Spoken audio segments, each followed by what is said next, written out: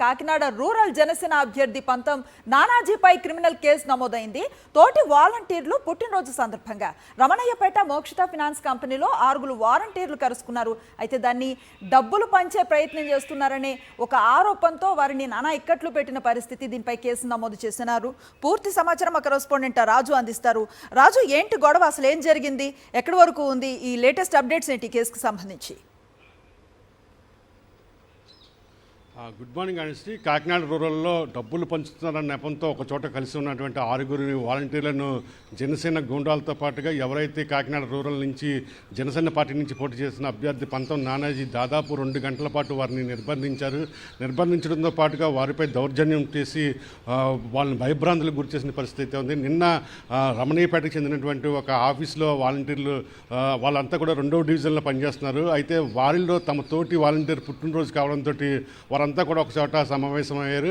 అయితే విషయం తెలుసుకుని వాలంటీర్లు డబ్బులు పంచుతున్నారన్న నెపంతో ఒక్కసారిగా జనసేన పార్టీకి చెందినటువంటి నాయకులు అక్కడికి వచ్చి వారిని భయభ్రాంతులకు గురిచేసి ఇక్కడ ఎందుకు కూర్చున్నారు, డబ్బులు ఎవరికి పంచుతున్నారని చెప్పి వాళ్ళని భయభ్రాంతులకు గురిచేసి దాదాపు 2 గంటల పాటు వాళ్ళని ఆ గదిలో నిర్బంధించి బయట తాళాలు వేశారు.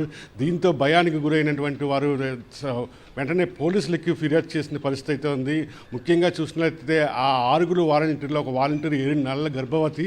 ఇప్పుడైతే ఈ జనసేన నాయకులు లోపల చొచ్చుకువచ్చి హడావడి సృష్టించి దౌర్జన్యాన్ని పాల్పడ్డారో ఆమె ఒక్కసారిగా సొమ్మసిల్లి పడిపోయిన పరిస్థితి అయితే ఉంది. అయితే ఏదైతే ఈ హడావడి సృష్టిస్తున్నారో ముఖ్యంగా సెక్షన్ 144 అమల్లో ఉన్నప్పుడు కూడా పెద్ద ఎత్తున జనసేన నాయకులు అక్కడ గుమిగూడి ఈ బీభత్సాన్ని సృష్టించిన పరిస్థితుల్లో పోలీసులు అక్కడ చేరుకుని వాళ్ళంతా కూడా చెల్లాచెదర చేసి జనసేన నాయకుల సమక్షంలోనే ఆ గదిని తెరిచి లోపలికి వెళ్ళి క్షుణ్ణంగా గది అంతా కూడా తనిఖీ చేశారు. అక్కడ ఎటువంటి డబ్బులు కూడా పార్టీకి సంబంధించిన కరపత్రాలు కానీ మెటీరియల్ కానీ లభించలేదు. కేవలం వారు పుట్టినరోజు సంబంధించినటువంటి కూల్ డ్రింక్స్ అదేవిధంగా స్వీట్స్ బాక్స్ మాత్రమే అధికారులు గుర్తించి ఈ విషయాన్ని జనసేన నాయకులు చెప్పడంతో వారంతా కూడా బిక్కమొఖం వేసుకుని అక్కడి నుంచి మెల్లగా జారుకున్న పరిస్థితి అయితే ఉంది.